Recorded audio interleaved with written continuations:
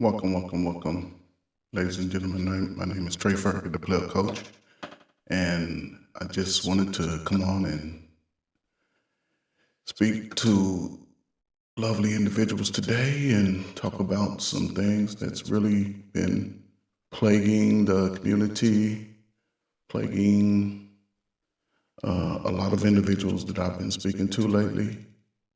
Um, as you come in, please hit the like, share, subscribe button, ladies and gentlemen. Hope y'all can hear me. My connection seems to be doing fairly well so far. Hopefully I don't have any issues. Hopefully you can hear me. I can hear myself pretty well. The title of the show this evening is Holding On to Pain. As I've been speaking to my friends and some family members, we all seem to have experienced definitely some pain in our life.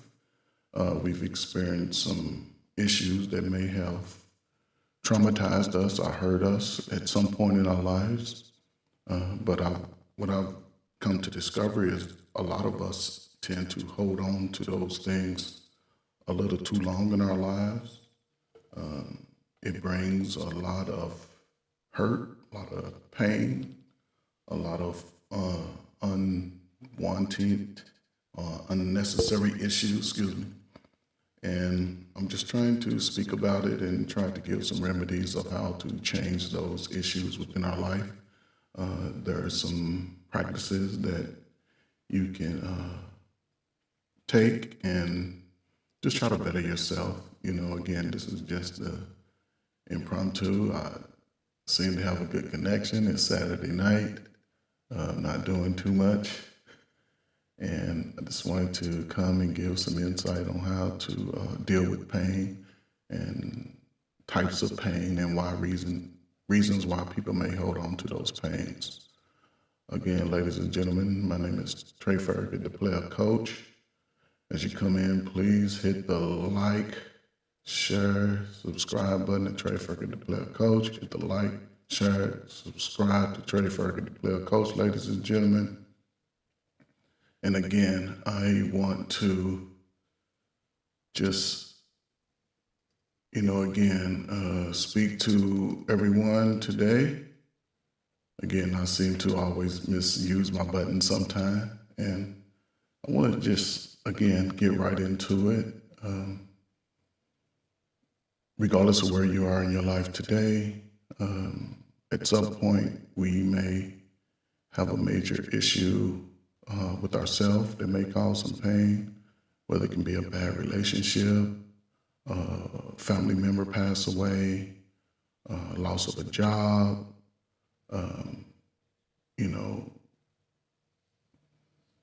relationships may end in a bad way, and it puts us in a really bad state.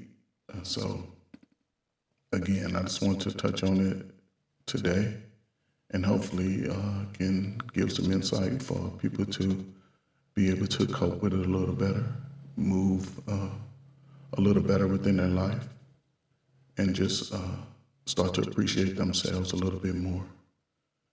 So again, ladies and gentlemen, my name is Trey Ferguson, the player coach. Please hit the like, share, subscribe button as you come in, and I appreciate all of those who may join within the chat and just understanding this topic. And if you want to chime in, I believe I pasted the link to join in the chat if I can answer any of your questions if needed. If not, just sit back and enjoy. So the question is, why do people hold on to pain?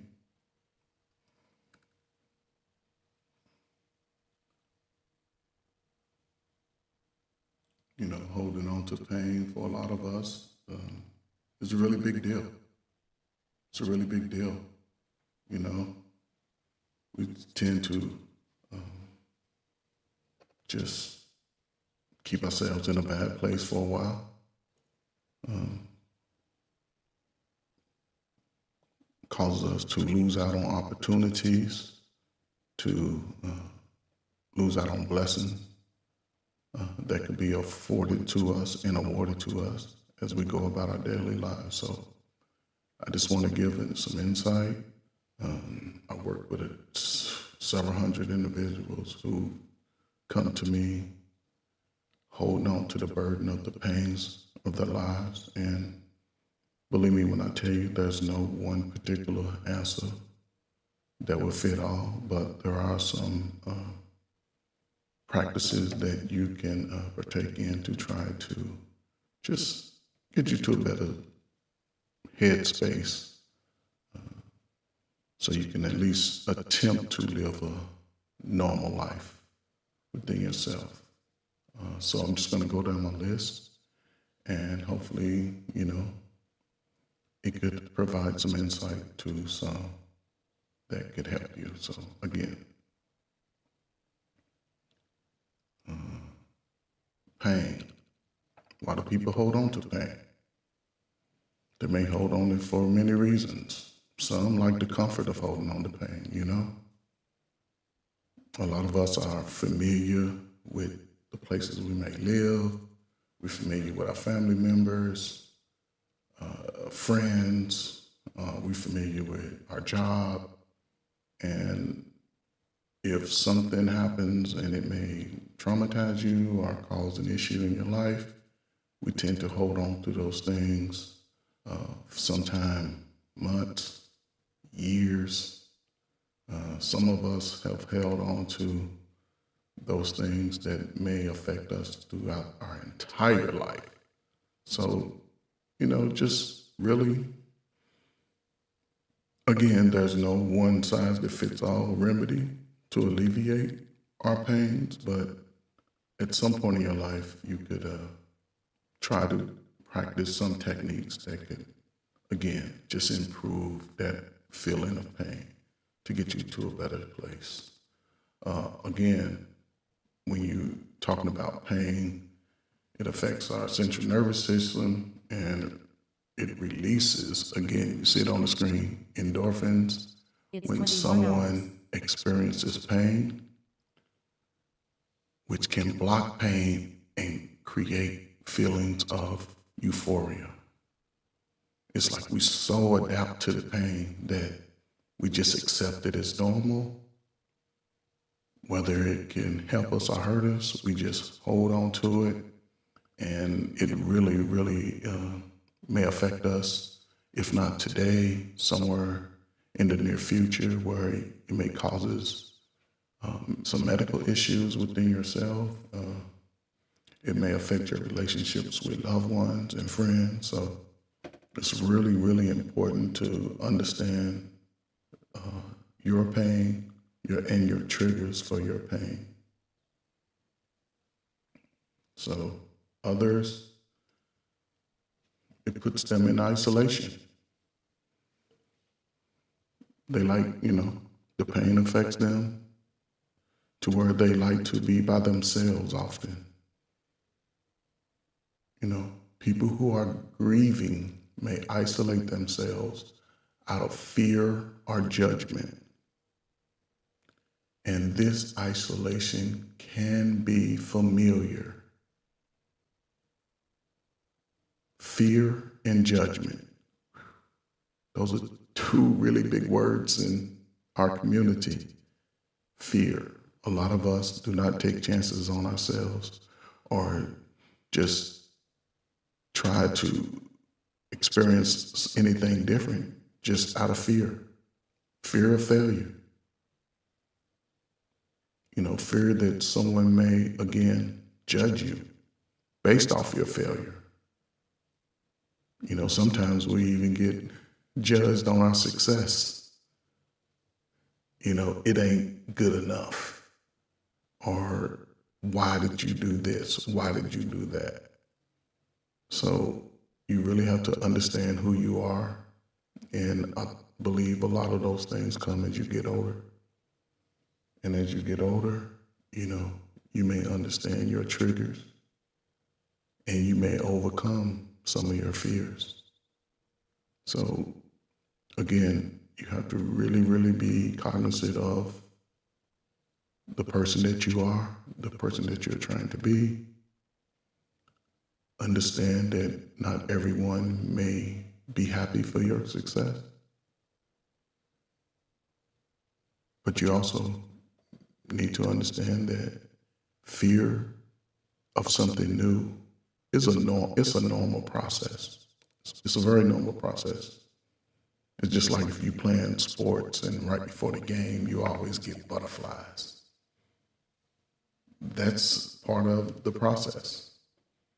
Until you actually start engaging in the activity, then a lot of those fears go away. Because if you haven't experienced certain things before, yes, you may have a fear about, oh my God, what if something happens? What if this happens? What if that happens? But then once you actually start engaging in it, you realize, oh, it's not too bad. I can do this. I can overcome this. So, over the last 6 months, I've experienced my dad, a few friends who have passed on. And one of my biggest fears prior to that was, what am I going to do when both of my parents are gone? And I just tapped into what I was always taught by my parents, my mom, my dad, that regardless of what happens to them, life still must go on. You still must strive to be the best that you can be. And once I was able to tap into that, it sort of alleviated the pain. It didn't take away my memory or my thought, but it just alleviated some of the pain to help me push forward just to be better. Again, life is a process. It's all about getting better each and every day, each and every one of us. None of us can escape it. None of us can escape it. So, again, when you find yourself isolating yourself, ask yourself, are you afraid or are you afraid of the judgment? When you want to start a new job, sometimes you go into it, you are a little afraid, like, of the unknown. You don't really know what's going to happen, so you may question yourself. You may start to doubt yourself. But again, once you start engaging it, a lot of times those fears go away and you're able to carry on as normal. You may even excel. You may even excel. So don't be so hard on yourself. Give yourself a chance to be better, do better, and eventually it'll all come to fruition. Another reason why people hold on to pain is the need for certainty. Yes, shoulda, coulda, woulda, what if? Letting go of the past can mean stepping into the unknown, which can be difficult for some people. Yes, this is a lot of who we are. I can't let go of the past. He hurt me. She hurt me. Everybody's going to hurt me. Stepping into the fear of the unknown. What am I going to do next? How can I carry on? This typically happens a lot when you have a loved one, a mother, father, sibling, a spouse, a child. A lot of times you don't know what you're going to do. A lot of times you don't know what you're going to do. But I've seen where mothers may have lost their sons or their daughters, and within a few years, they take on this different persona. Their focus becomes a little bit more narrow. They definitely alleviate those fears. They definitely alleviate those fears. They come out, you see them, they start organizations, they protest, they march, they try to write letters to congressmen. They become activists in the community. They sort of be a little bit more determined on how they're going to guide maybe the younger children. Their voice becomes a little bit more confident. You know, I've seen it a lot in our communities. I used to work with some of these mothers and some of these fathers. When they lose a child, it's like they have an engine that never turns off. They may run 100 miles an hour every day. Every day. One, because they don't understand what's going on, what the future's going to be like. It's hard when you know you have a son or daughter that's going to come home, and one day they no longer come home, and you're moving forward in life, and you can't see those things. I can understand. It is definitely fear. So do not feel like you're alone. Do not feel as though you can't, get better, make things right for yourself. I have this annoying gnat that got in early. I saw it coming in my door. So excuse me, it's trying to fight me. It's trying to fight me. Again, ladies and gentlemen, my name is Trey Ferg at The Player Coach. Please hit the like, share, subscribe to Trey Ferg at The Player Coach. Hit the like, share, subscribe to Trey Ferg at The Player Coach, ladies and gentlemen. And again, we are talking about holding on to pain. Why do people hold on to pain?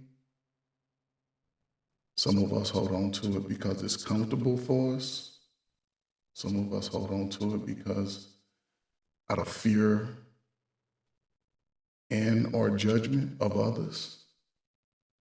But believe me, that is a normal process, and you're not alone.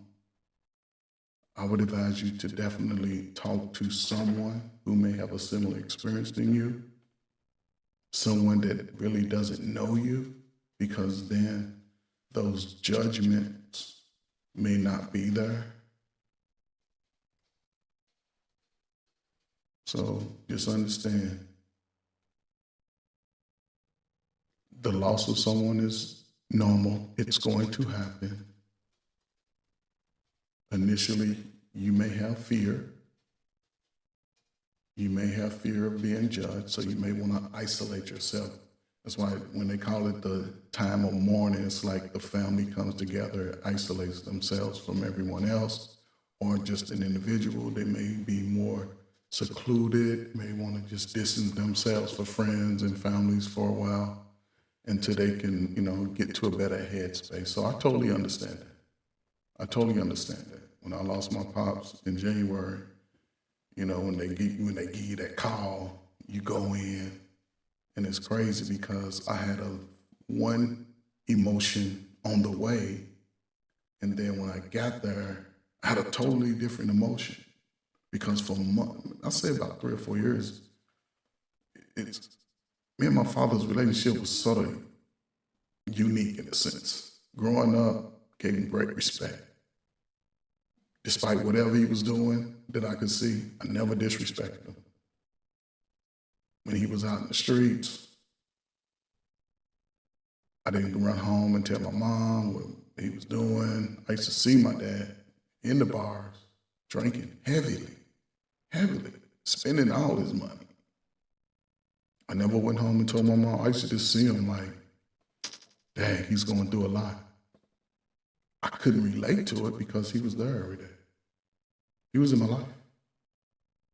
I couldn't, so it was just unique. And when I saw him there, and I believe he had just passed a few minutes. So when I got there, he was still warm. I touched him on his head. I leaned over, I gave him a kiss, I said a prayer. And it's like whatever emotions I was harboring, I just released it. It's like it just released. I said, bye, I'll see you someday. And those pains were gone. Those pains were gone. My father was a strong man. He lived to be 80 years old. He had survived, 8 baby heart attacks, 2 strokes, and cancer. And he worked up until September of last year.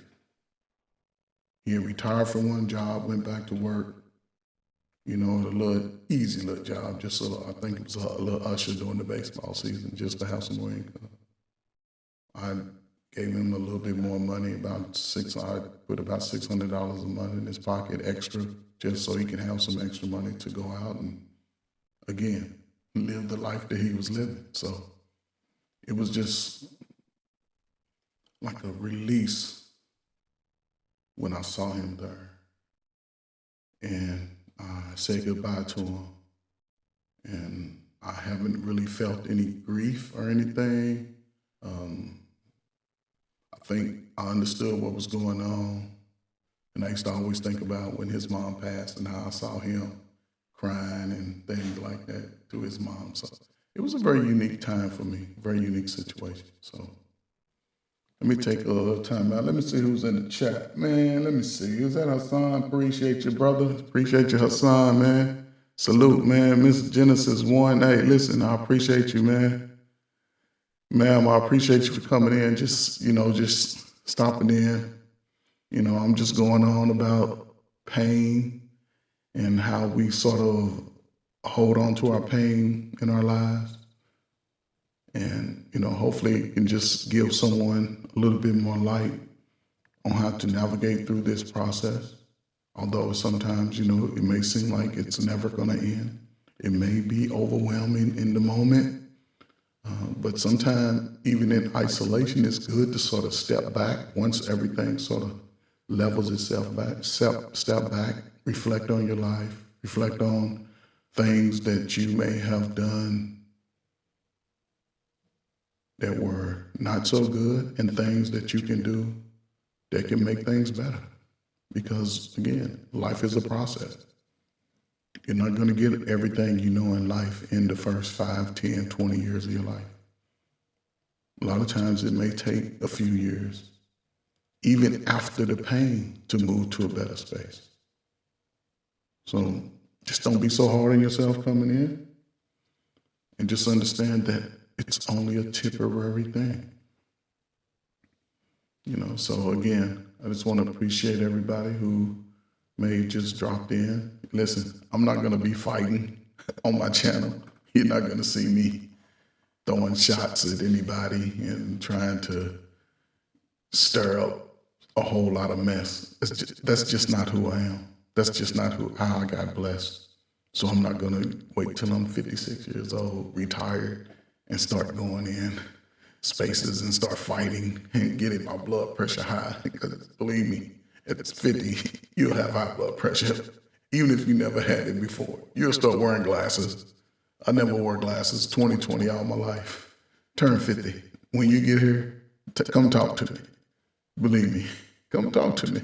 And you talk about emotional pain, physical pain sometimes is a lot worse because it'll hinder you from moving, standing, sitting, laying, sexing, whatever it is. Physical pain, yeah, I'll take that. Well, I'll take the emotional pain over the physical pain. Because the physical pain prevents you from actually going and moving around, enjoying the things that you like to do. So, but again, everybody has their preference. And today, talking about emotional pain, and there's no one remedy that's going to help everybody, but there are certain techniques that you can employ and at least try them at different points just to see which one works for you. I don't have the answer to all of them.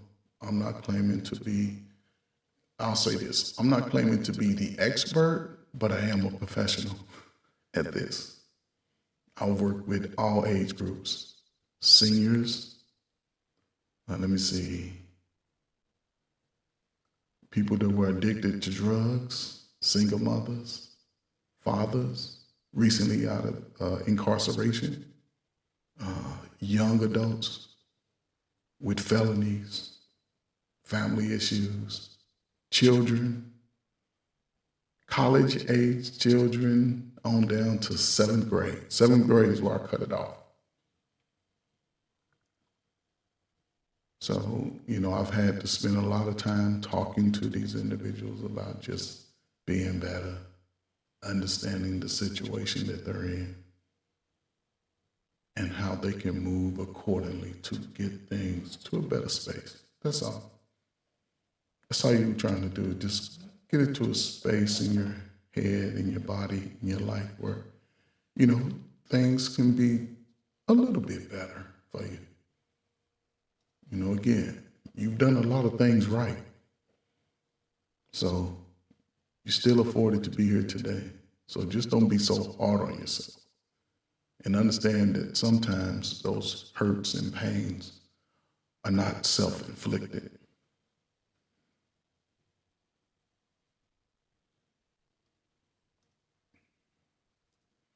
Another reason why people hold on to pain is the need for certainty.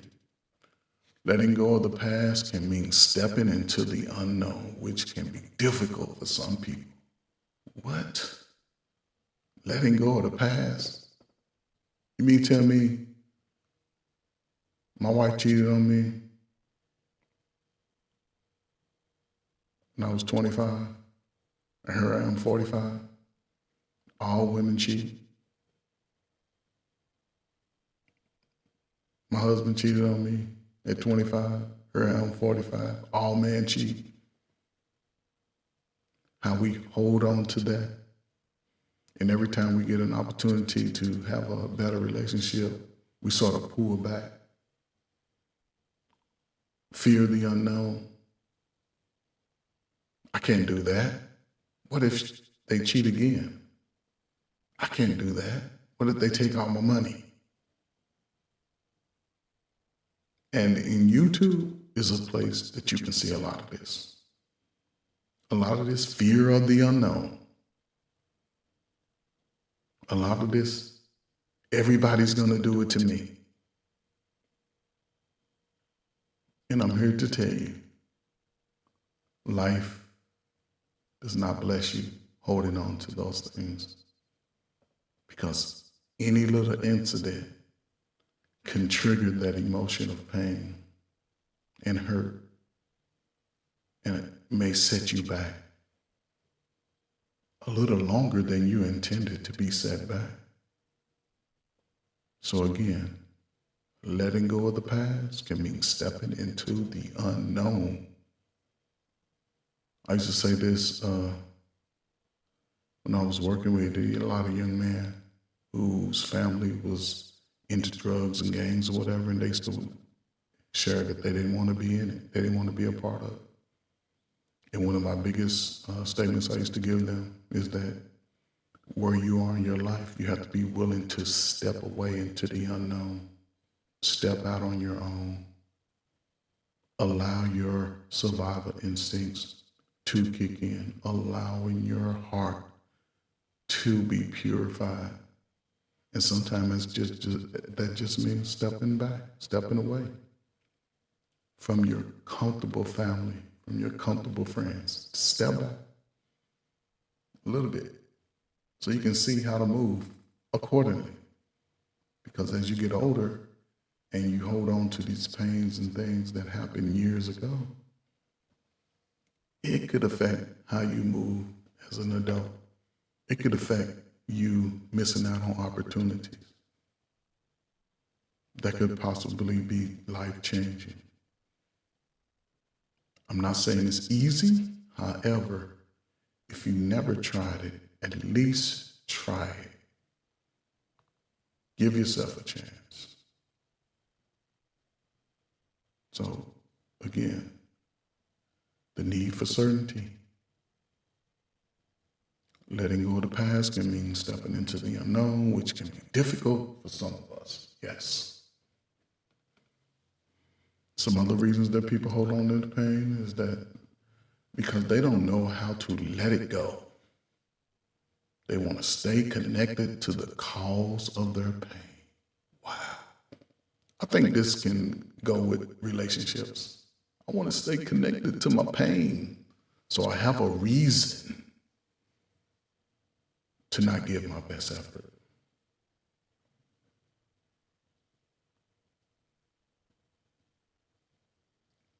Some people need a reason for their failure. And why not hold on to the pain that somebody else caused me to be a good reason? I heard this a lot. Well, My parents didn't teach me how to do this.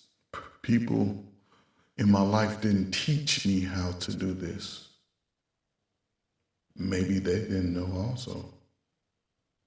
But when you got an opportunity in that time and space to learn these things, it would behoove you to learn how to deal with your pain, how to deal with your hurt. Don't turn your back on it. Face it head on. It's just like if you're in a boat out on the ocean and an actual storm comes and the waves are really high. I learned that you don't run from it. You turn and face the storm with the waves. So as you approaching the waves and the waves hit the boat, it'll raise the boat up over the wave and you don't sink. But if you try to run from the wave will overtake the boat and cover the boat and sink the boat. Then, in a sense, that may sound crazy. Why am I running to the storm?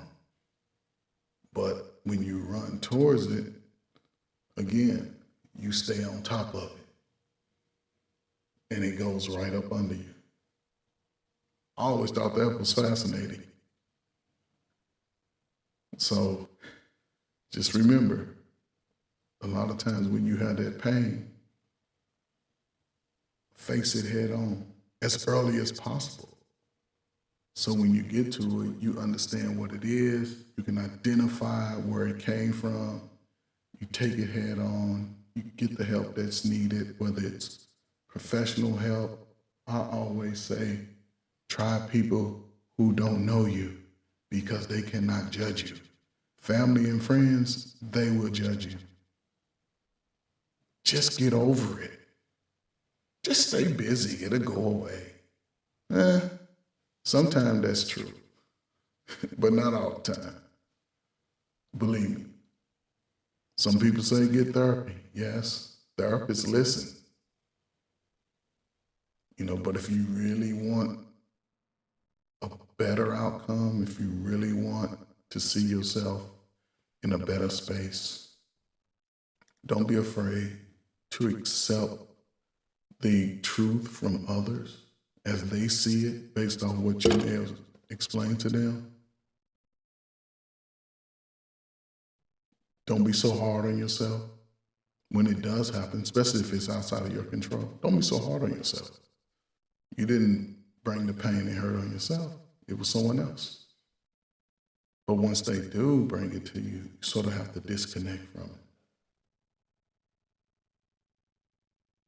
and allow yourself the time to release that pain and release that hurt. Who else we here? Dr. Frizzle Frost, salute, man. Appreciate you stopping by, man. I'm just, talking about this pain and hurt that we hold on to. Trying to just help us just move to a better space with it, man. Move forward because, again, we all are going to experience it at different times in our life. And hopefully we can just find techniques and possible remedies to just get into a better space. I'm not saying forget. You can't forget loved ones, but just be able to take that and use it as motivation to better your life or your children's life or your grandchildren's life or those that just want to have a better life. I've taken a lot of my experiences and tried to at least assist others who may have been going through something similar or different. Again, there's no one size fit all when it comes to dealing with pain. Some of us do it better than others. Some of us, it may take a little longer. Some of us never get over it. But I will tell you this, the more you run from it, the longer it lasts in your life. So, again, some of us hold on to pains for various reasons. We isolate ourselves, the need for certainty, and just because we don't know how to let it go, and we want to stay connected to the pain. So staying busy could help temporarily. Yes, I believe that can help. Um, if you play sports, then you can see how a lot of players, if they had experienced something, some trauma in their lives, when they come back to play, they're a little bit more focused. It may have the best game of their life. Can you hear me? Yes, who's that? Hello? Who's that? Dr. Frizzer Frost? Can you hear me? Yeah, what's up, Wilson? What's up, man? Where's Trey Ferg? Who's that, Hassan? I don't think we're on the phone. I hear Hassan, man. See, well, we can hear each other. Hold on. It's all good. I can hear y'all, man. Hold on, I can hear y'all, man. Yeah. Hold on. Yeah, I just want to say what's up to Trey Ferg before I get out of here. Nah, don't go, man. Y'all hit the link, I was trying right? to do house them real quick. Hold on, I'm gonna bring y'all in. Hold on. Right, if you go on the, if you end up on the panel, tell him Hassan was here, but my ride just came. I gotta bounce. I'll talk to you later, Frizzle.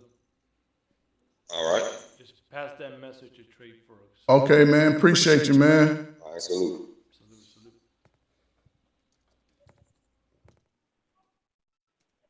Dr. Frizz, I got you, man.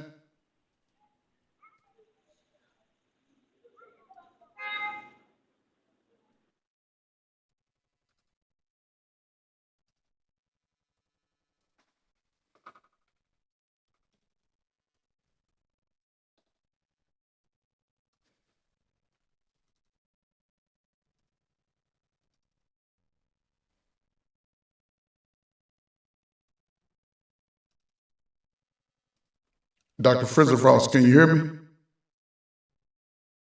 Can you hear me?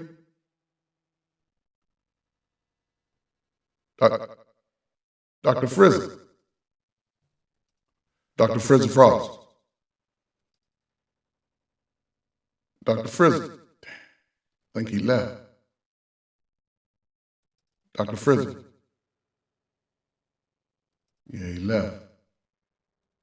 He was in.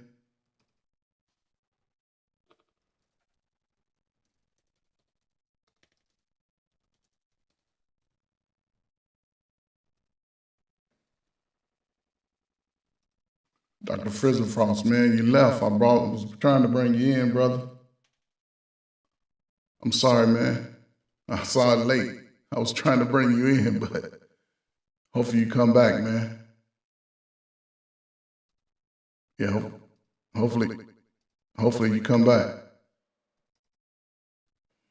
So in the meantime, ladies and gentlemen, please hit the like, share, subscribe to Trey Ferguson, the Player Coach. Again, hit the like, share, subscribe to Trey Ferguson, the Player Coach, ladies and gentlemen. And again, we're just talking about other reasons why people hold on to pain. And I'm going to go to our next one, and we're going to say, why do I hold on to people that hurt me? Ooh, that is a big one. Sometimes we feel helpless without that person. That's my road dog. I've been with them since I was knee-high to a grasshopper. Man, that's my family. I can't leave family. So a lot of times, we hold on to people a little too long in our lives. And I think that can play a big difference in how we hold on to our pain. So yeah, Dr. Frizzer Frost, man, I was trying to bring y'all in, man. Y'all left too soon. That's okay, man. I appreciate you though, man, for real. Really, I appreciate you and Hassan. I heard Hassan too, man. I was bringing y'all in, then by the time I brought y'all in, y'all had left, but that's okay, man. That's okay, man. It's all good, man. Just the fact that you stepped in, man.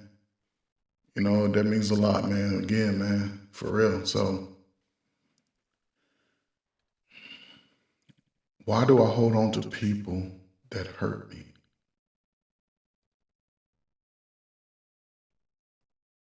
Sometimes we feel helpless without a person. The idea of leaving that person makes us sad and depressed. Sad and depressed. The fact that you're actually going to be without somebody. Now I can understand it when we lose a loved one, you know what I'm saying, a good friend. I can understand that. But someone who's actually holding you back per se, preventing you from really going out and accomplishing things in your life that you always thought about, you always dreamed about, that you were preparing for. I never understood that. I never understood that. You know, when I was a young teenager and me and my friends used to just be out on the block playing ball, in between games, just hanging out, doing our little teenage stuff. And we all used to talk about what we wanted to be when we grew up. And regardless of what anybody said they wanted to be, no one was talking down about it. No one said, hey man, why do you want to do that? No one really questioned it. They just said, okay, man, that seems cool. Hopefully it'll happen for you. But today it's like people question you when you want to better yourself. And that's hard for me to really understand, because I would think that if one of us got to a better space, that's a checkpoint. That's a positive, regardless of whether it's myself or someone else. So I never understand that, And if any of my friends were trying to shoot down my dreams, trying to shoot down some of my accomplishments, once I understood that, then I sort of just distanced myself from them. I wasn't going to hold on to that person in my life. As we say it all the time, some of us have people in our life for a season, sometime a reason. But once that gets revealed, that person is not there to support you, I've always been able to sort of distance myself from that person and not really hold on to it. So I know others struggle, again, because it'll go back to that isolation, being alone, fear of the unknown. What am I going to do without this person?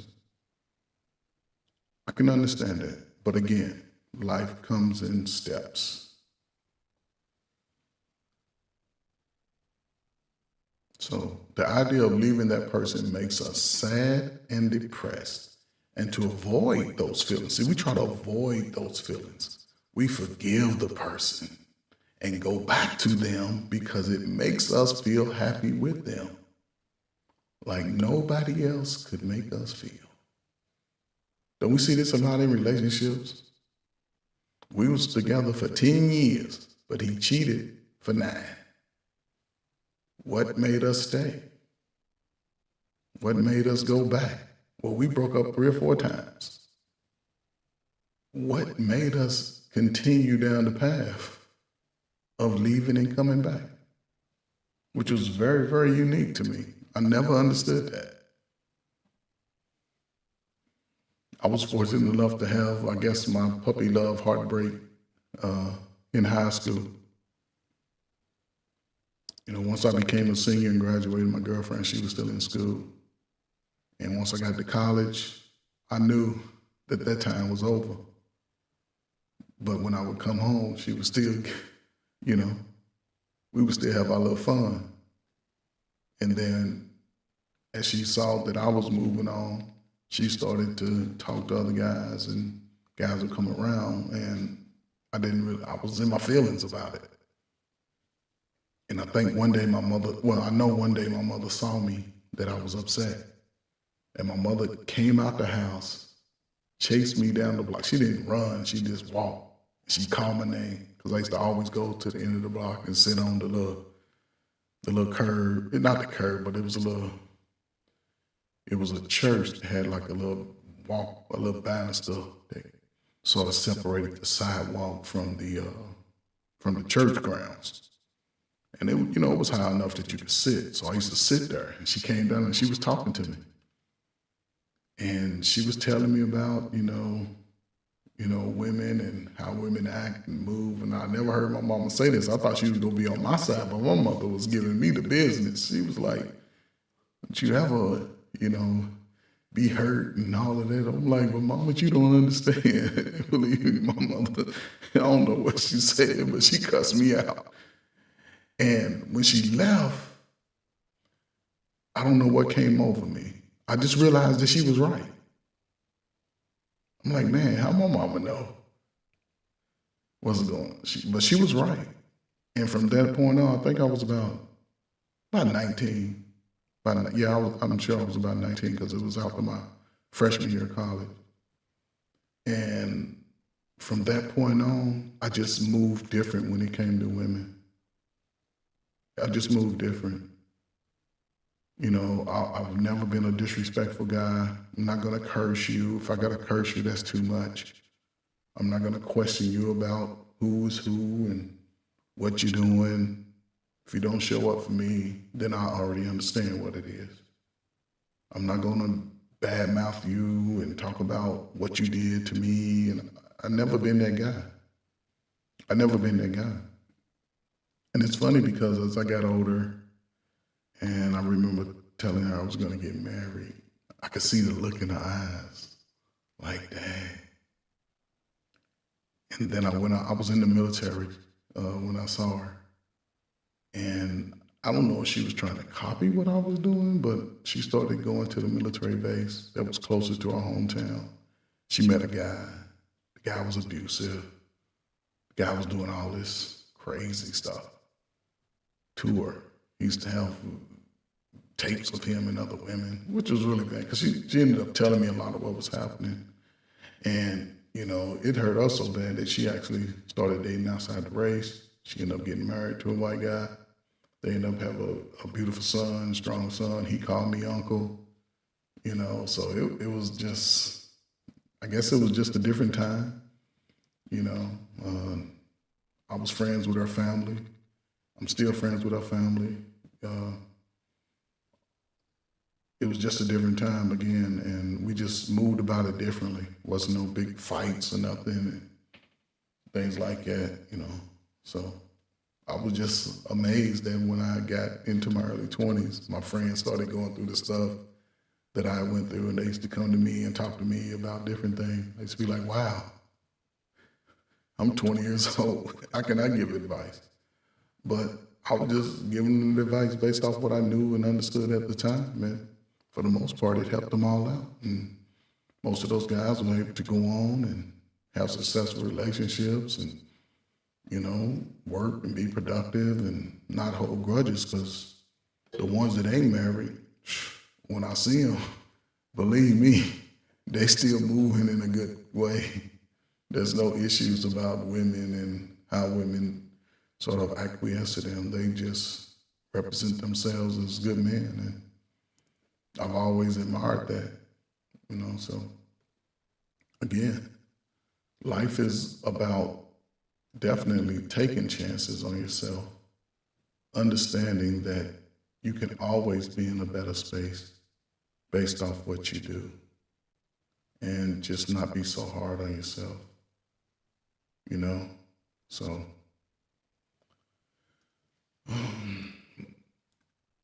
now we're going to talk about, why is it unhealthy to hold on to this pain?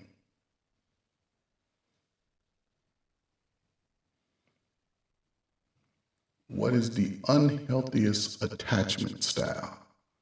Anxiety and avoidant relationships are considered unhealthy or insecure attachments. Anxiety and avoidant relationships. You get all anxious about going into a new relationship. You may not want to do certain things, not want to open up, not want to share things about yourself. Avoiding relationships. It says what it is. Just avoiding. Just being avoiding. So, again,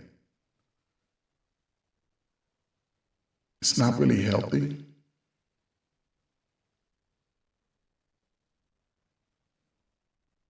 You know, it causes a lot of emotional pain.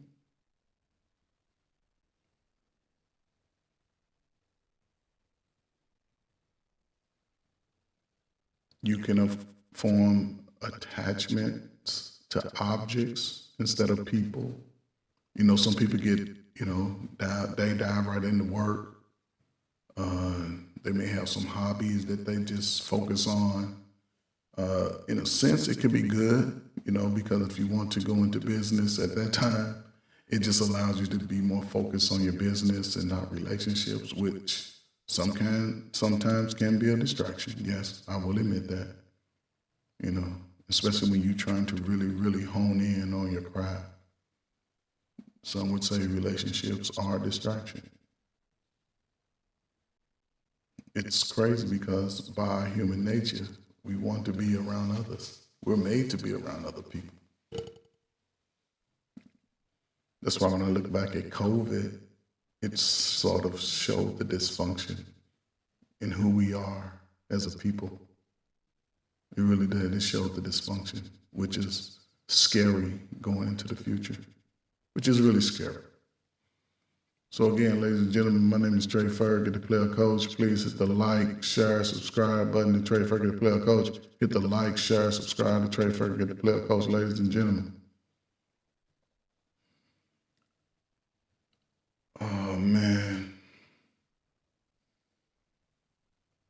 Again, just recapping, people may hold on to pain because they don't know how to let it go. They want to stay connected to the pain because it's familiar. They feel helpless without the person.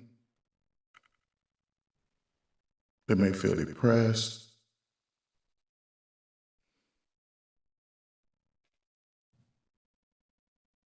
And those dopamines may kick in and just want to be connected to the person.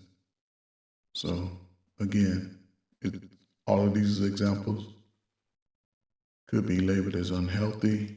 Why? Because it causes anxiety, may cause a lot of distress and emotional pain.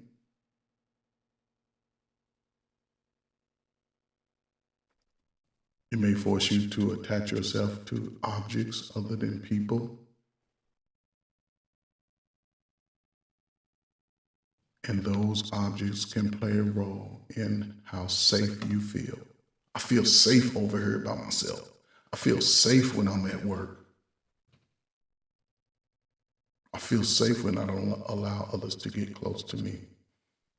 I think we see a lot of this now.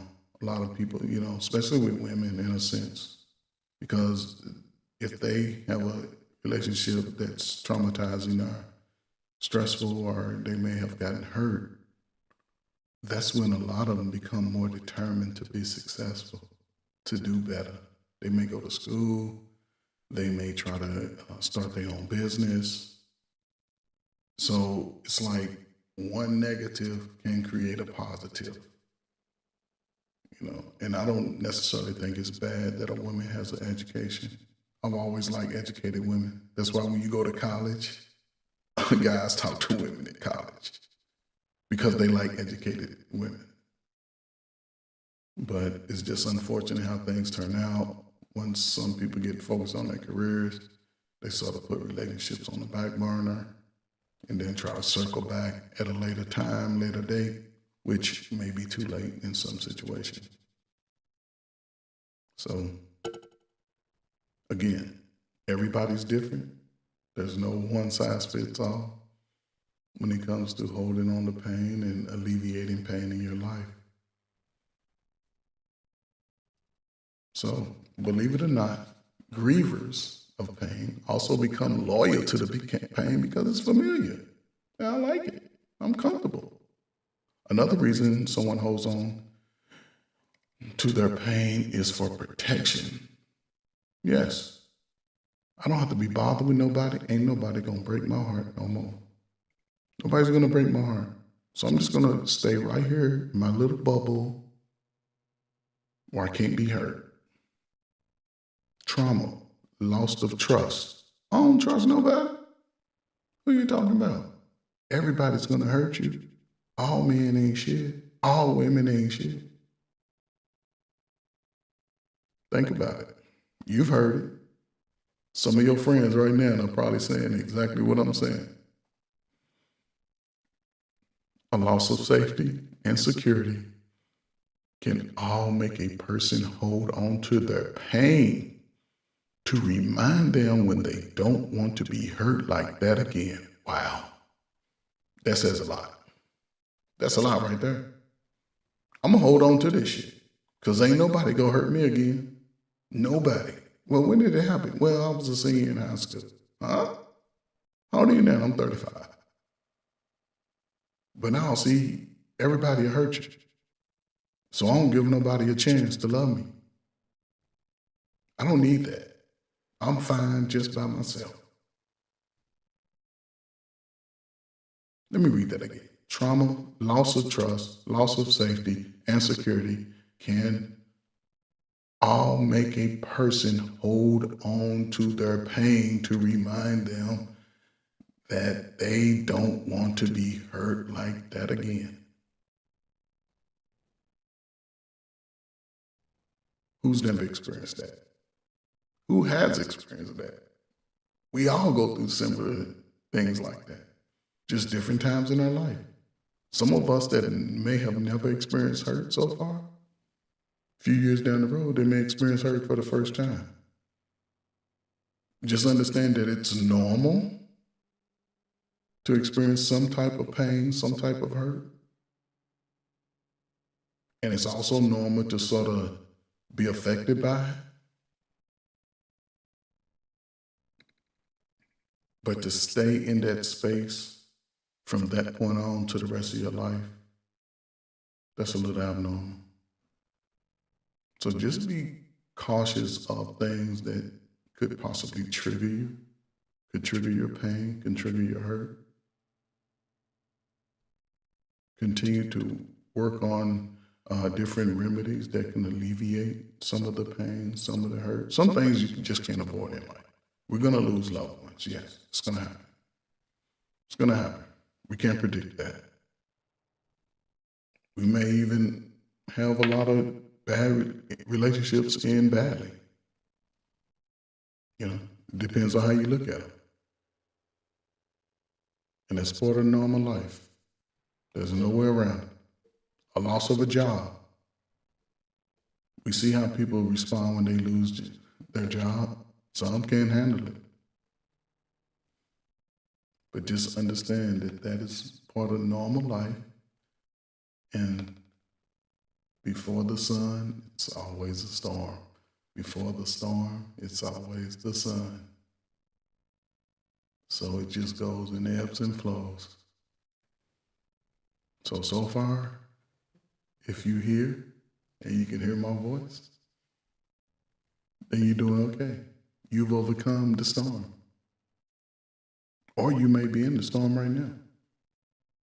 But once you come on the other side of that storm, there's going to be sunny days. It's going to be times where you're going to feel better.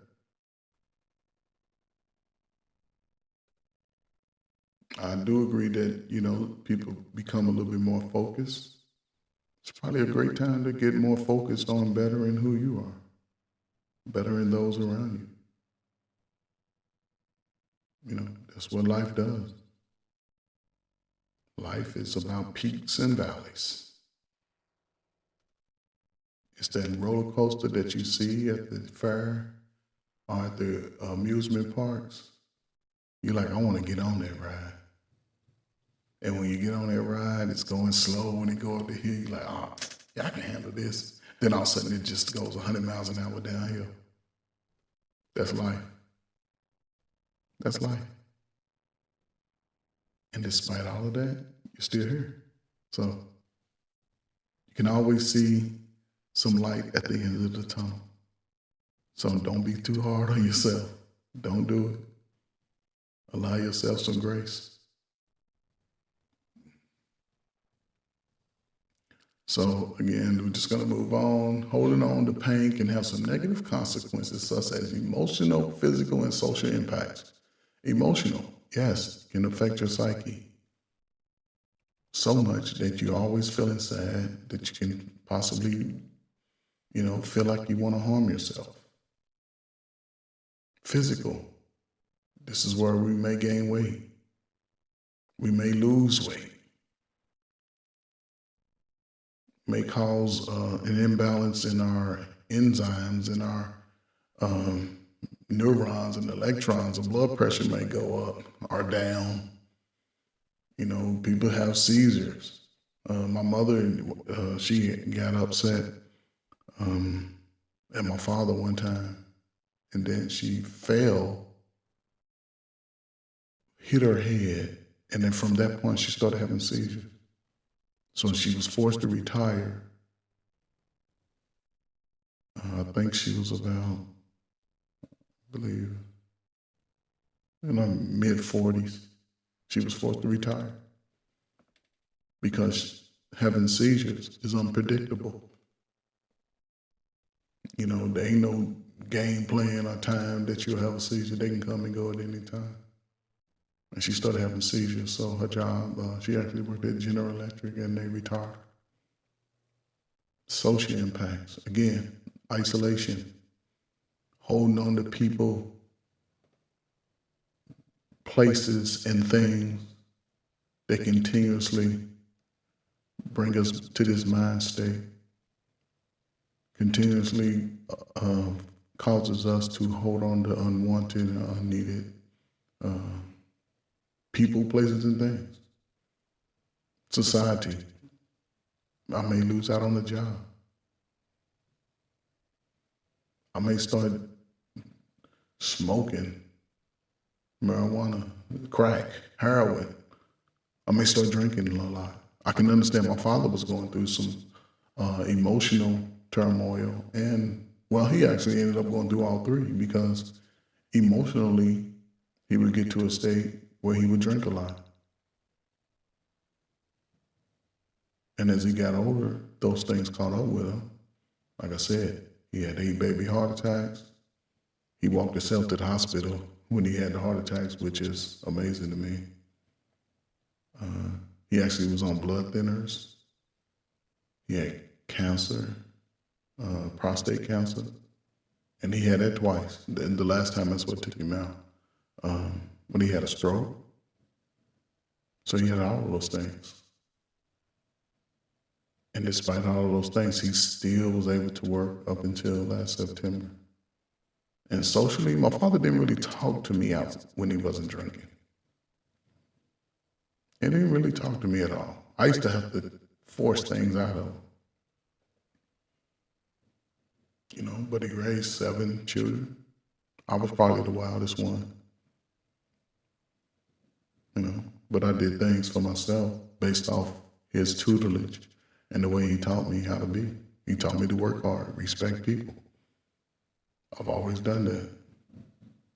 He joined the service. I ended up joining the service, but damn it, I wasn't trying to join. At the time when he was saying, I'm like, no. He went to Tennessee State. I ended up going to Morehead State initially. He played football. I played football and basketball. He was all-state. I was all-state my junior and senior year. So, we had a lot of similarities, but we had our differences when it came to drinking alcohol. Even to this day, I'm not a big drinker. Those little fruity drinks that everybody talks about, men shouldn't be drinking. The hell with what they talking about. Give me a mixed drink all day. I'm drinking fruity drinks all day because I'm not trying to prove a point to nobody. So we just have to be a little bit more cognizant of who we are. What are our triggers for pain and hurt? Are we willing to let those things go? Are we willing to try to be in a better space? Because at some point, the pain and the hurt may take over who we are. So what happens when you hold on to hurt? Whatever your intentions are, or the cause of the bitterness, holding a grudge can end up hurting you as much as the person who inspired it. Ooh, I heard somebody say yesterday that they hold grudges. Wow. Holding a grudge can end up hurting you as much as the person who inspired it. Holding a grudge. Who holds a grudge? Anybody hold a grudge? I've never been one to hold grudges. I used to always say that when I was young. I ain't hold no grudges. So you can have the power over me. Then every time you see me, I could be out having a good time, maybe at the swimming pool, ride my bike, basketball court. You show up now, all of a sudden I'm all in my feelings. I'm ready to go home. I don't want to do that. No. I never held a grudge. My father was crazy. Why would I hold a grudge? I didn't let or allow other people's words to affect me like that. If I wanted somebody to talk crazy to me, I could go home, catch my father when he's been drinking, and I can have a ball, letting him cuss me out. I could do it. But again, I wasn't about that. Never been about that. I'm not going to start now. I don't need to do it, just for the views or the money. I don't need that. No, I would never do that. I've been blessed helping people, and I've done fairly well. That's why I can say at 56, well, actually at 54, I've been retired. I don't have to work. Only thing I would do is coach football, basketball. And I've been looking to a few opportunities in the last few weeks, but that's all I'm gonna do. And I like helping the youth and young adults because they still looking for opportunity. They're still looking for ways to be better. A lot of people, mid-30s and 40s and 50s, we stuck in our ways. We're gonna fight all the way out. So it's just not for me. That's not my fight. I'm not gonna sit there and go back and forth with anybody. That doesn't affect my life, just the way I've always been. I'm not gonna disrespect anybody just to feel like I'm bigger and better. I'm not gonna let anybody disrespect me. So I don't know. YouTube could be a space or may not. It won't affect me or my pockets and how me and my family lives. It just won't.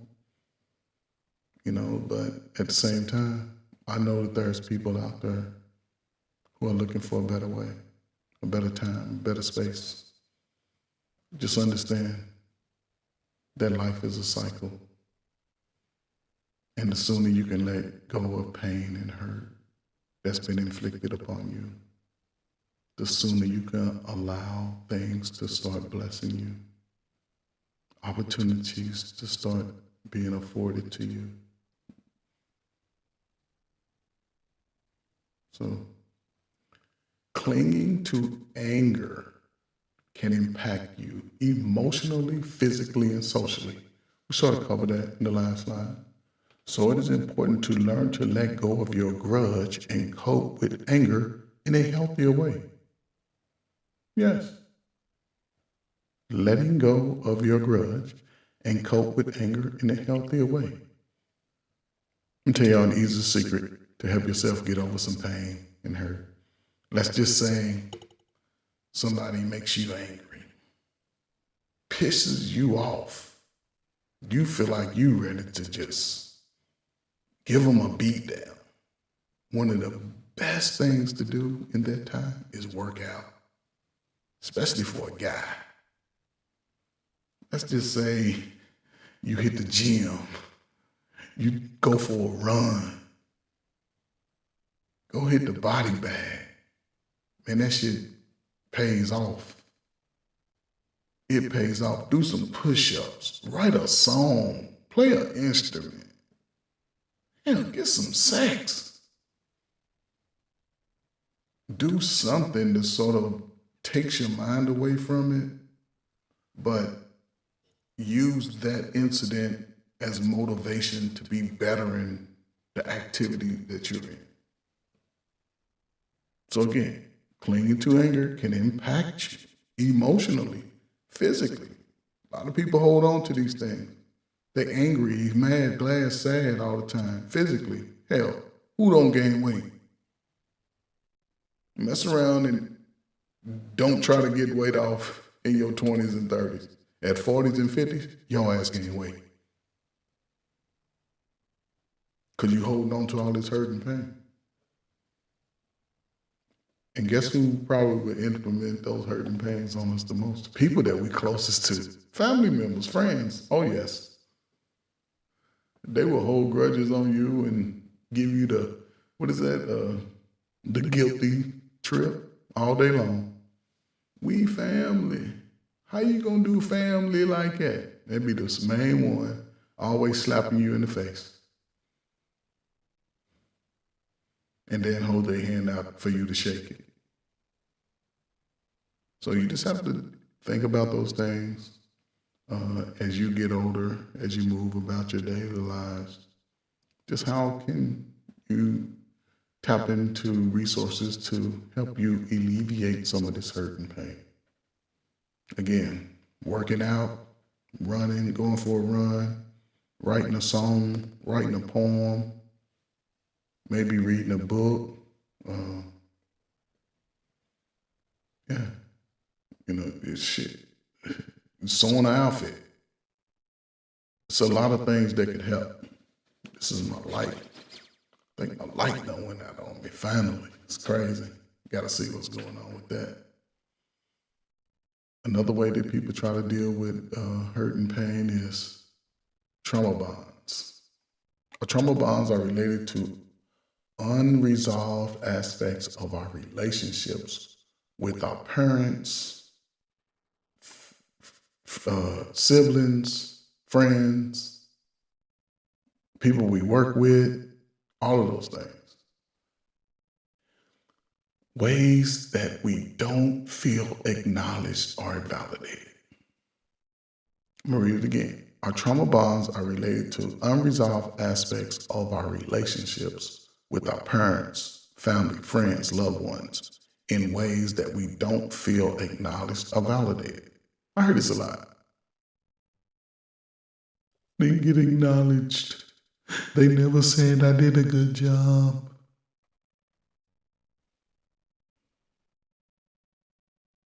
Nobody supported me. But again, when I hear stuff like that, it's always another side to that story.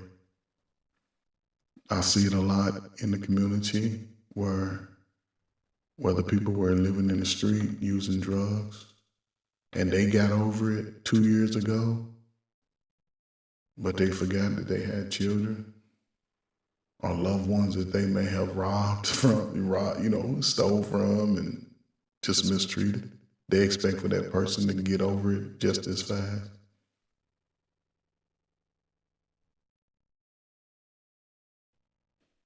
All of us are affected differently. So again, all of us are at different stages in our life. Some of us may have a little bit more willingness and have an open heart to allow some of the things to happen to us and pass. None of us are exempt from pain and hurt. None of us are. Even trauma in a sense, because the trauma can cause the pain and the hurt. And there's different levels to it. It can be inflicted upon us by ourselves, our closest friends, some of our enemies, people we work with, a boss, an ex-girlfriend, an ex-boyfriend, people in the community. It's people in the community right now that know the people who may have deleted their loved ones, who may have sold drugs to their loved ones. And they walk around and see them often. I don't believe that there's nothing wrong with at least addressing that individual at least so you can get that off your chest to allow yourself to move to a better space. Ladies and gentlemen, please hit the like, share, subscribe to Trey Ferguson, the Player Coach. Hit the like, share, subscribe to Trey Ferguson, the Player Coach, ladies and gentlemen. And we're just speaking about our trauma bonds are related to unresolved aspects of our relationships with our parents and ways that we didn't feel acknowledged or validated. I see it a lot today. Our parents didn't teach us anything. Didn't you go to school? Didn't someone else tell you outside of them how to move accordingly? Did you pay attention? Did you apply those things that were told to you to your toolbox? Or you just said, the hell with that shit? You ain't my mama, you ain't my daddy, so you can't tell me nothing? And just totally miss everything that that person was trying to give you to make you better? So again, do not be so closed-minded and do not be so hard on yourself. There's no perfect path to have a successful life. There's no perfect path. You have to be willing to go through the fire, go through the ups and downs, trials and tribulations. And at some point, you will have a breakthrough. At some point, I can't predict that. You can't predict it. At some point, you will have it. So again, don't be so hard on yourself. Trust yourself that you're going to be okay. Trust yourself that you'll do a good job and that you'll have a positive outcome. So, as we move on, what is it called when somebody purposely hurts you? Now, this is unique. What is it called when somebody purposely hurts you? Someone who gets pleasure from hurting or humiliating others is a sadist. Sadists feel other people's pain more than is normal, and they enjoy it. Let me read it again. Sadists feel other people's pain more than is normal, and they enjoy it. At least they do until it's over, when they may feel bad. The popular imagination associates sadism with torture. What? Torturers and murderers. Wow. Wow. I'm gonna read that all over again because that's a little wild. What is it called when someone purposely hurts you? Someone who gets pleasure from hurting or humiliating others is a sadist. I'm gonna start using it. You're a sadist. Sadists feel other people's pain more than is normal. They're going to inflict these emotions and feelings upon you based off what they say, what they do, and they gonna enjoy it while they doing it. I've seen it in these YouTube spaces. Some dudes just say, I'm coming here to wreak havoc. Males and females do that, which is sort of weird because they have to own that energy too. Wow. At least they do until it is over, when they may feel bad. Feeling bad. The popular imagination associates sadism with torturers and murderers. Wow. Come on now. Come on now. Ladies and gentlemen, please hit the like, share, and subscribe to Trey Ferguson, the Player Coach. Hit the like, share, subscribe to Trey Ferguson, the Player Coach, ladies and gentlemen. And that's wild. That's wild. A sadist? Someone who intentionally hurts you is called a sadist. I just learned this word, yesterday? Which is like a sadist. I would think it would be someone who's always sad. No, it's actually the person who's always inflicting the pain, inflicting the hurt. So I'm start calling people exactly what they are. You're a sadist. And then it'll give me the pleasure to explain it exactly what it is. Wow. So we've talked a lot about what causes these pains, what causes these hurts. And I just want to bring some awareness to where people may be in their own lives, you know, and I can understand to a certain degree. At some point, you're going to have to start alleviating those pains and hurts.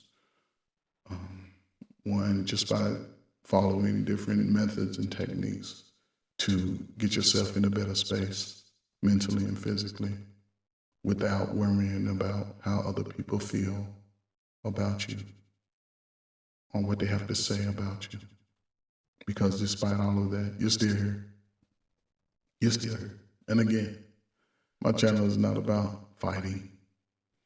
I can go on other people's channels and have a Regal Rumble, Royal Rumble, and just talk about the chaos that's out here. It's enough of that.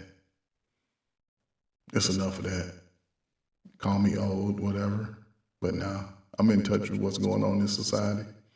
I've always been a person that's been understanding of current events and how those current events affect us as a people. I spent years helping people, trying to inspire them to be better. I had a lot of good success too. A lot of success, yes. I can pat myself on the back and say that. In social services, any program, you'll see it in the bylaws. If they get 20% improvement, that's a success. No, I always looked for 50% or better as being successful for my own personal gain. Always. 50% or better. If not, why am I doing it? Who am I doing this for? Because 20%, shit, they can get 20% just talking to anybody off the street. But if I have a specific audience, a group that I know I'm going to be speaking to every day and impacting every day and tapping into their social, emotional well-being, yeah, my percentage is going to be a lot higher than most because it's not about me. It's not about telling them what they can't not do. It's about what they can do. Just not being so hard on themselves because we are all going to make mistakes and none of us are perfect. We just have to understand that in our own lives. Despite what we got going on in our lives, we have to understand that we can all be in a better space with the work that we put in. So just my view on it. Doesn't have to agree with anyone else.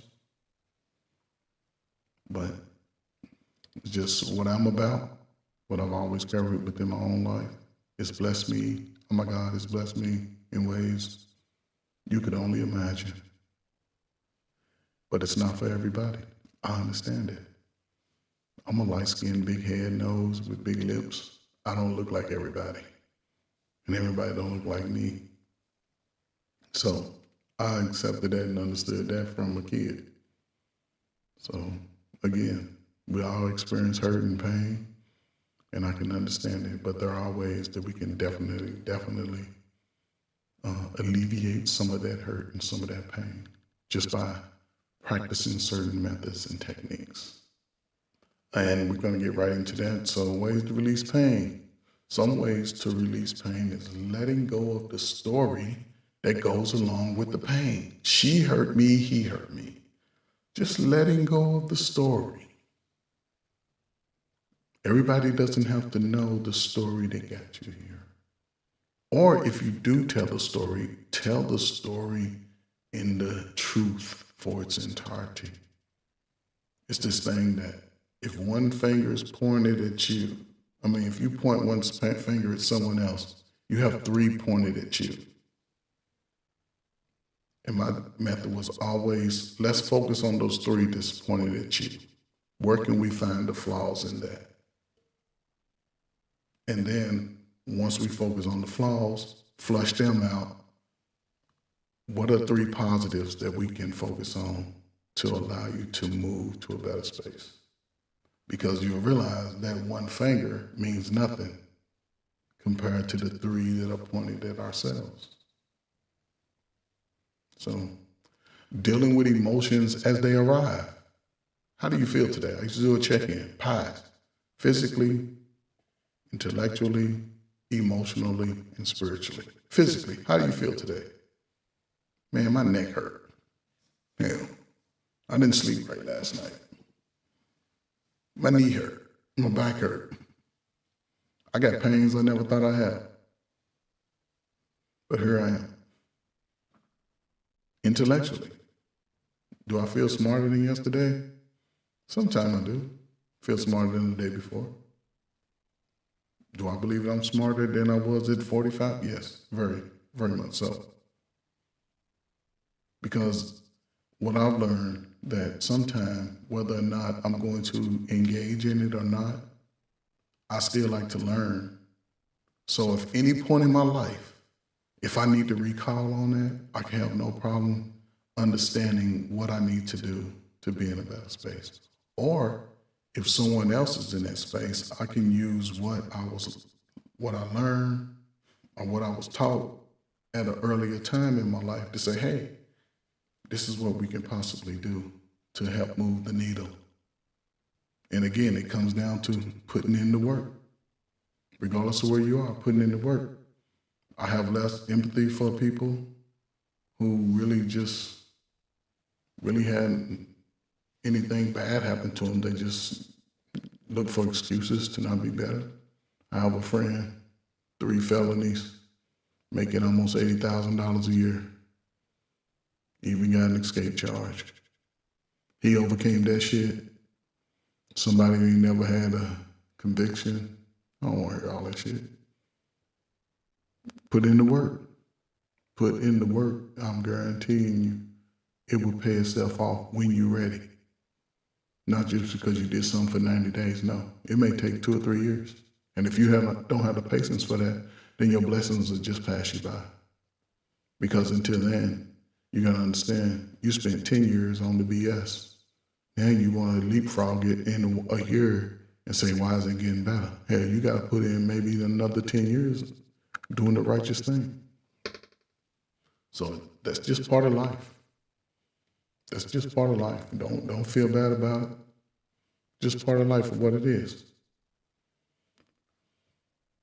Declaring that you want peace, happiness, and freedom. You have to declare, you have to say that shit into the atmosphere.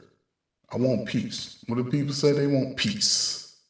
What do men say? I want respect. Well, respect can come peace. What women say? I want peace. Happiness. Oh, that's vague. Happiness is vague. But how do you want to receive that happiness? It can be narrowed down. I get happiness out of sleeping all day, maybe going out in the evening, running around to the stores, seeing what's out there, going to concerts. I get happiness with that. My wife, she's different. She get happiness with working hard and relaxing at the end of the day. That's it. Making sure we got plenty of food to eat because she likes to cook. Making sure that we are planning for our future, our next move. She likes to plan stuff out years in advance, which is helpful for me because I like to deal with what's going on right now. And freedom. Pretty much, you have freedom to do as you want. But a lot of our decisions may come back to bite us if we don't make the right decision in that moment. A lot of us are here now in these spaces. We're still trying to recoup from mistakes we made as teenagers, as young adults. But you have to continue to put in that work. There's no way around it. A lot of us are coming into our age of reason, coming into that age of 40. That age of 40, yeah, that'll come. And when it comes, oh my God, it's just probably the greatest feeling in the world when it comes, believe me. So don't feel so, don't be so hard on yourself that things won't work out for you. Just allow yourself some grace, allow yourself some mercy, and things will happen. Believe me, it will happen for you. So again, we all reach that point in our life where we want better. We're going to be better. We're going to move better. We're going to talk better. We're going to walk better. We're going to treat people better. So again, don't be so hard on yourself about it. Just when you get to that space, only move in that capacity. Do not change it, because your blessings are coming sooner than later. I think this is a big one. Forgiving others, definitely forgiving yourself, or asking for forgiveness from others. What? Hold up. I've been in the streets all my life. I stopped being in the streets. Why can't they just can't forgive me? Have you ever asked them to forgive you? Maybe not. And if so, you can only ask for forgiveness so many times. And then you have to forgive yourself. And then you have to forgive those that may have invoked on you. So it's a catch-22 in a sense with this. Forgiving others, forgive yourself, or ask for forgiveness from others. Yeah, that's a big one in our community. Also, taking responsibility. I'm going to take responsibility for everything that I did. I've had to do that. When I wasn't taking responsibility, I was just out here running amok. I was doing all kinds of stuff. And when I decided to just be better for myself, my whole life changed. Believe me. I thought I was having such a good time out there in the streets. I did. I thought I was having a good time. But I wasn't getting anywhere. I wasn't getting anywhere. But then I started to think about things a little different. I started to move in a different capacity. And my blessings started to come slowly but surely. And once I was able to find a woman that wanted to be a part of my life, I was able to relax, let my guard down, open up things about myself, share a little bit more. Because my wife would tell you, I'm picky. She'll tell you. I don't like to give her stuff in the moment, but I do. When she asks me, like, hold up, man, no. And don't let me have something that I like, whether it's some food, candy, something. She know I'm pinching her, man. You want what you want, 2 or 3? Okay. That's just a part of who I am. But she knows she can have whatever it is. She just always sort of teasing me about it, how I act. It was because we was talking about that earlier today. How I act with other people. I don't like a lot of people in my space. I don't like people touching my stuff. I grew up with siblings, so I was the middle child. So I was pretty much left to my own demise and my own, vices in a sense. So when I got stuff, hey, don't touch it. I don't like to share. But I share, because I always think that if I don't share, that it may come back to haunt me. But I'm very limited in what I share now. I'm very limited. Oh my gosh, very limited. And this is another big one I think we sometimes struggle with, putting ourselves in the other person's shoes. Yeah. I can't understand sometimes why a lot of people hold on to pain and hurt, but I'm not them. I can't understand why people choose the alternative lifestyle, but I'm not them. And in my line of work, you have to work with those individuals. And you have to be able to find some light at the end of the tunnel so I can pass it along to them. I used to always be honest. Always be honest, whether it was good or bad. But I would always preface it before, look, if you want me to give you an answer, do you want the truth or do you want something to make you feel good? Because I'm only good at telling the truth. Something to make you feel good, I'm not good at that. And when I used to tell them, they used to be like, you know what? I can respect that. I can respect that because you told me the truth. But I don't judge them. How you live your life, that's on you. I'm not going to complain how you live your life. You want to go out, blow all your money? Fine. Don't come to me when you're broke. I'm not the one. You want to waste your life away? Fine. Don't come to me with your hand out. I'm not the one to give. Now you can work for it. Oh, I believe in putting you to work. Because if you're younger than me, shit, you definitely gonna work for it. Definitely. Whatever I need done, you're gonna be a part of it. If not, I may not be the one. Which, I hold no grudges about it. I just may not be the one. So, just something to think about.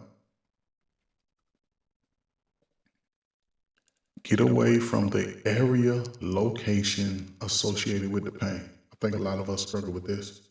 Sort of alluded to it earlier in the slides.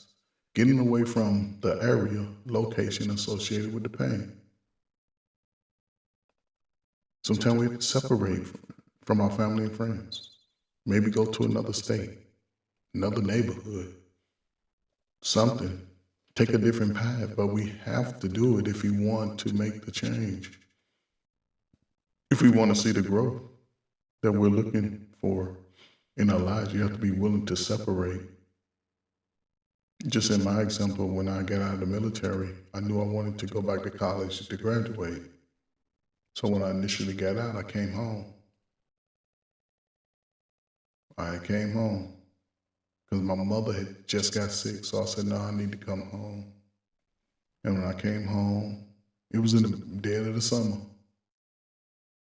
I went to school. I went to the local community college because I wanted to just get some refreshers and take a class or two that I needed so I can go to a university. So I came home. I was taking my classes. My mom, her health had got better. She was able to manage it a lot better. And I knew that in order for me to graduate college, I needed to get away from my hometown. So after I finished that semester, I told my mom, I said, Mom, look, you can come with me, because I got a place and you can stay with me. She was like, no, my home is here. I'm not going to leave it. Okay, but if anything changes, you can come. So I left, went back down, went to school, was able to focus, went to school all year round. I went to both sessions of summer school for 2 years. So I got 6, 12. I think I received 24 credit hours in summer school. Because, again, it was paid for. So I'm like, why not go all year round? I can get money all year round. And it paid itself off. I was able to graduate, with very little debt. And it changed my life. Now I'm early 30s, military veteran, college graduate. There was nothing better at the time. Nothing better. And then when my mother passed, maybe a year and a half, she ended up passing about a year and a half later once I came back home. And after she passed, a lot of stuff came out within my family. I was like, no, I'm not going to be here. There was some illegal stuff going on in the state of Kentucky at the time. A white lady told me she could send me to jail just because. I looked at that white lady and said, white lady, I'm not a slave black man. I graduated from college just like you, plus I'm a disabled veteran. You can't do nothing to me. And when I left up out there, I knew it was time for me to leave. I knew it was time. So that next February 15th, I'll never forget, I packed up all my stuff. I moved to Chicago. The rest was history. The rest was history. I never went without wanting anything at that time. So, last one on this list would be create a positive mantra to counter the painful thoughts. How do you speak to yourself? How do you think about yourself? How do you think about the situation that you may have gone through that caused the pain? You have to be willing to think positive about it because you're still here. You overcame it. You still have the ability to think forward. So it's important to create positive mantras to counter the painful thoughts. Again, one of the best things to do when you're in a place of pain and hurt is to dive into your skills. Write more, paint, draw, create music, run, exercise, whatever it takes. Lift weights. All of those things will play a positive role in your life during that time because you can focus your energy. You can focus your energy. So, again, don't be so hard on yourself. Don't do it. You cannot be hard on yourself. Again, ladies and gentlemen, while we're here, just please hit the like, share, subscribe to Trey Ferguson, the Player Coach. Hit the like, share, subscribe to Trey Ferguson, the Player Coach. Ladies and gentlemen, we're going to just go to our next slide and say how you talk to yourself can either move you forward or keep you stuck. Ooh-wee. How do you talk to yourself? It can move you forward or keep you stuck. Yes, that is true. Just sort of alluded to it on the other slide. Create a positive mindset for yourself. There's nothing wrong with talking to yourself in a positive way. People are going to tell you that you can't do shit. People are going to tell you you'll fuck up. But how do you feel about yourself? Just because of what they say about you. Give yourself some mercy and some grace. Just do it. Try it. See how it works. And if it doesn't work, you can always come back and say, hey, Trey Ferguson, man, this shit didn't work. And guess what I'm going to do? Okay, let's go into our huddle again and try some other plays and see what the outcome could be. So, again, don't be so hard on yourself. Don't be so negative about things that may happen. Incidents are going to occur where you're not in control and it may not come out in your favor. However, you're still going to be here and you're still going to have another opportunity to be better. If I'm wrong, let me know. Let me know. But as I look back over the years and look at other people's situations and how they overcame it, look at my own situations and how I overcame it, I can tell you that it'll work for you. Just be willing to do it. Just be willing to do it. I'm going to read it again. How you talk to yourself can either move you forward or keep you stuck.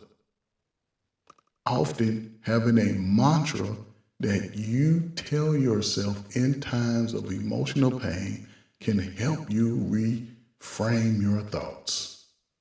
Having a mantra that you tell yourself in times of emotional pain can help you reframe your thoughts. Again, how do you talk to yourself? Are you always beating yourself up when you make mistakes? You're going to make mistakes. You don't know what it's like to be 21 and a half. You don't know what it's like to be 35. You don't know what it's like to be 45, 55. You haven't gotten there yet. Shit, I don't know what it's like to be 60. And I'm sure I'm going to make plenty of mistakes between now and 60. I guarantee it. My wife going to make mistakes. My children going to make mistakes. We all going to do it.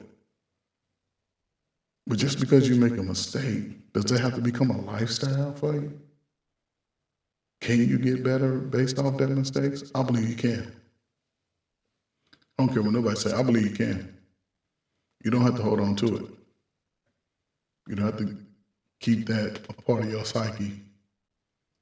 It's a stepping stone to where you want to be, where you want to go. So give yourself some mercy. Give yourself some grace. Believe me, it will pay off. Ladies and gentlemen, please hit the like, share, subscribe button to Trey Ferg at the Player Coach. Again, hit the like, share, subscribe button to Trey Ferg at the Player Coach, ladies and gentlemen. Oh boy, this is a very unique topic today. So, how do you talk yourself can either move you forward or keep you stuck? Often having a mantra that you tell yourself in times of emotional pain can help you reframe your thoughts. A mantra, something positive that you tell yourself. It can help you reframe your thoughts, how to move past the hurt and the pain. There's no one remedy. If you can find them all, put them in your tool belt, pull them out as needed. If you gotta put sticky notes up around your room, put sticky notes around your cubicle, do that. Whatever it takes, in your car, shit on the dash, in the window, whatever it takes to put a peace of mind into you, to put you in a place of calm.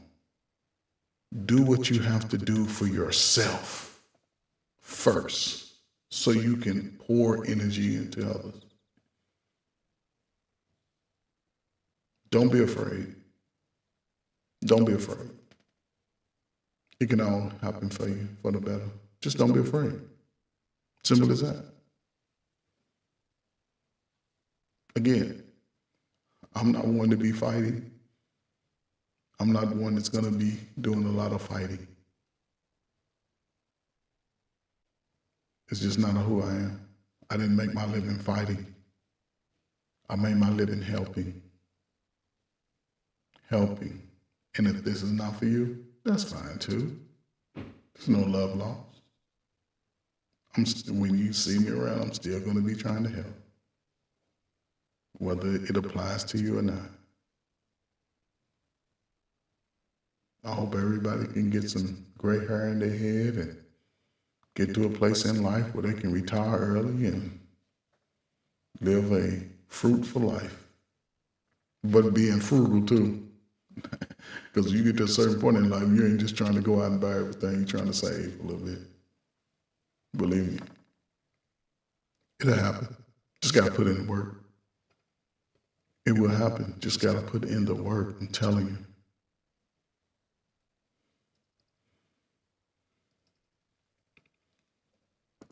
Lastly, does holding on hurt? Oh, I messed that up. Let me fix that.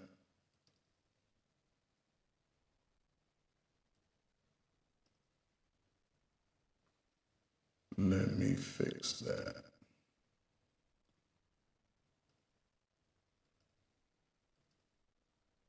Let me see where this is at. Let me see.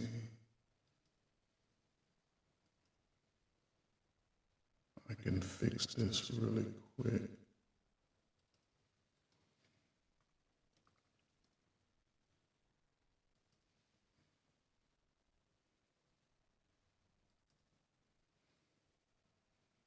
All right, so we got this fixed. So this had to change a little bit. Does holding on to hurt or pain hurt more than letting go? Does holding on to hurt or pain hurt more than letting go? It's up to you to decide. Really, it's up to you. I can't determine that. You have to determine that for yourself. Does holding on to hurt or pain hurt more than letting go? It's at those times when you really need to understand that holding on does more damage. When you hold on to that pain, it does more damage. Physically, mentally, socially. It can have a great impact on all three. When you hold on to those things that cause pain, you can't take them into different seasons of your life, different times in your life, and expect things to get better, because at some point, people start to see those things. At some point, people start to see those things, which is, just unfortunately, it's just the way it is. So don't be so hard on yourselves, ladies and gentlemen. Don't do it. Don't be so hard on yourself. Believe me. Don't do it. Don't be so hard on yourself. Allow yourself some grace. You didn't make it this far without any grace. You didn't make it this far without any grace. So, again, just work on being the best you can be, ladies and gentlemen. It is at those times when you really need to understand that holding on does more damage than letting go. And when you finally let go, don't be surprised when something better comes along or the situation changes in your favor. I love this. Don't be surprised that when you let go of this hurt and pain, that something better comes along, because you got your fist so balled up you can't receive anything. At some point, you got to open your hands, open your mind, open your heart, and you'll be able to receive those good things in your life that you're looking for. So you can't be afraid. You can't be afraid. You have to be willing to open your mind, open your heart. Allow good things to come into your life. Believe me, it will pay big dividends, because you will be prepared for it. You've gone through the worst. So just don't be afraid. Does holding on to hurt and pain hurt more than letting go? It is at this time when you really need to understand that holding on does more damage than letting go. And when you finally let go, don't be surprised when something better comes along or the situation changes in your favor. Wow. Because I believe it'll change in your favor. I do. I believe things change in your favor when you're ready for it, when you're prepared for it. Because when you're prepared for it, you'll be able to receive it with an open mind, open heart, open hands. Simple as that. If there's anything different, again, don't hesitate to reach out to me and say, hey, that doesn't work. Or hey, that may work. So, again, I believe we all have an opportunity to be better, to be in a better headspace, to be in a better heart space, and to have better outcomes. I think we all have that ability, have that opportunity, because every day we wake up is another opportunity. It is. It is another opportunity. Ladies and gentlemen, please hit the like, share, subscribe to Trey Ferguson, the Player Coach. Hit the like, share, subscribe to Trey Ferguson, the Player Coach, ladies and gentlemen. And listen, I really enjoyed sharing this moment with y'all today. I know it's getting late. I got started a lot later than I intended, but again, I'm an old guy trying to figure it all out. I appreciate those that came by today. My brother, Dr. Frizzer Frost, Genesis One, Hassan, people who are just out there in the airways. I know it's a lot going on. It's the weekend. Shout out to everybody, man. Black Man Unfiltered, Miss Didi, shoot, Brother Ham. Let me see who else. We know podcast, my man JT, Marriage, Politics, and Sports, my brother R. Payne, Mr. Bennett, hell, Trey Teller, you in there too. Man, caught before the horses, single by choices. Man, everybody, man. The Drip Soul, No Captivity Freezy, 907 Good Eats. Who else I'd be on? Izzy Bands. Man, where we at, man? Shit. Hey, Chaotic's crazy ass too, man. He's out there. Everybody, man, Again, I'm not gonna fight. I'm just gonna speak my opinion, my thoughts, my processes on whatever topics there are. I don't believe no man's greater than me. I'm no greater than any other man. I think we all have an opportunity to be better in our spaces, in our own lives, and Some of us, it happens sooner than others. So again, do not hesitate to be better. Do not hesitate to want to be better. Seek the knowledge that you need to be better. Do not be afraid. Never let go. Never give up. Continue to seek the wisdom that you need. And again, I just appreciate everybody who came by, everybody who listened in, even if it was for a second. Hopefully you can share this with someone else, allow them to get an opportunity to be better, move better. And, with that again, man, just hit the like, share, subscribe to Trey Ferguson, the Player Coach. Hit the like, share, subscribe to Trey Ferguson, the Player Coach, ladies and gentlemen. Again, I just want to thank everybody for coming out. I appreciate y'all. It is Saturday. Everybody get outside. And again, salute to all my veterans who keep us safe. Hopefully you can come back to your families safe and healthy, one mind, one peace. I want to thank everybody again for stopping by. Again, my name is Trey Ferguson, the Player Coach, and I am out of here.